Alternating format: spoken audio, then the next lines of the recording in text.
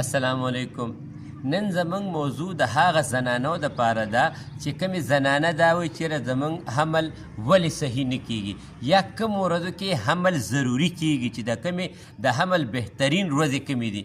نو دا یاد ساتئ هغه زنانه چې د کومو زنانه ماهواري کپړې په خپل صحیح ټایم باندې راځي د 20 او د 30 درمیان کې د میلاوېدو ټایم کې د دوی وجود سوځي نه، د خپو تلي یې نه سوځي، کوروالي ته یې ښه ښکلې صحیح زړه کېږي، سپینې اوبه یې ډېرې زیاتې نه وي.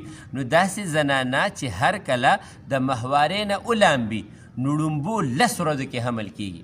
د دې طریقه صحیح دا وي چې هغه سړي چې د کومو سړو جراثیم د 60 میلیون نه بره وي، لکه تقریبا د 40 نه چې بره وي، نو په دې کې بیا حمل کېږي.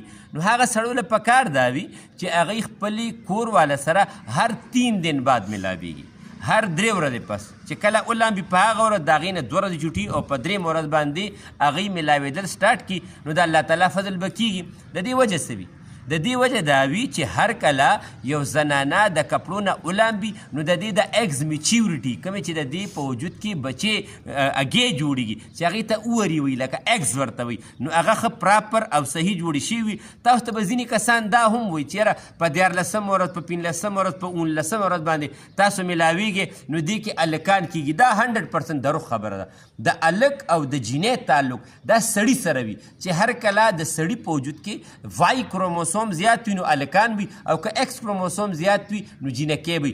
زمونږ موضوع دا ده چې یاره د حمل کوم ورځو کې کېږي؟ نو د لمبلو ړومبو 10 ورځو کې چې د کومو سړو جراثیم د 60 نه زیات وي او د زنانه ماهواري په خپل صحیح ټیمونو باندې راځي، نو حمل به الله تعالی کوي. که بیا هم په حمل کې څه ایشو وي یا تاسو ټیسټونه کړي وي، لکه د زنانه LH FSH پرولیکټین او تایراید، که دا ټیسټونه مو کړي وي هغې کې څه فرق وي، ما سره رابطه کولی شئ. زما سیل نمبر دی 0333 91 38 479 0333 9138 په دې فونو کې زه به تاسو ته اسات مشوره هم در کوم. الله به خپل فضل کوي انشاءالله.